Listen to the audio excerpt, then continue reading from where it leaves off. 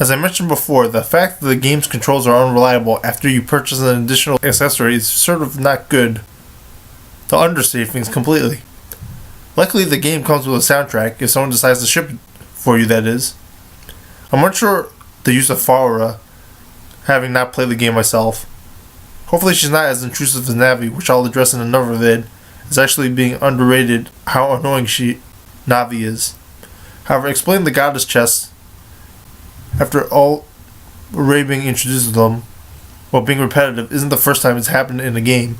Don't get me wrong, I'm not saying it's a good design. Just from my experience, I've kind of gotten used to it, and it sort of dulled me.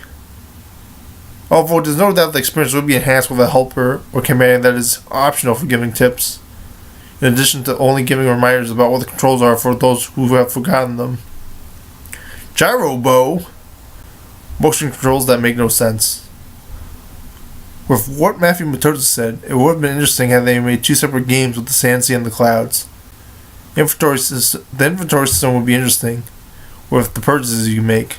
Some stuff never having to be equipped is an improvement over prior games. The emphasis of technology is seen with many of the goddess things, and the time warp, and the shifting lands, or transforming lands, I forget what we call it.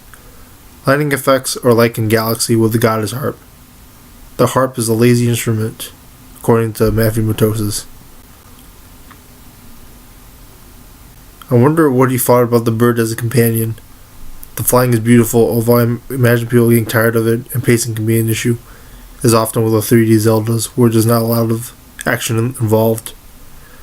Finding Q should be better paced. The prison looks like a cool monster, and same with the monster that you can use to attack itself. His exploration of the Wiimote was very good.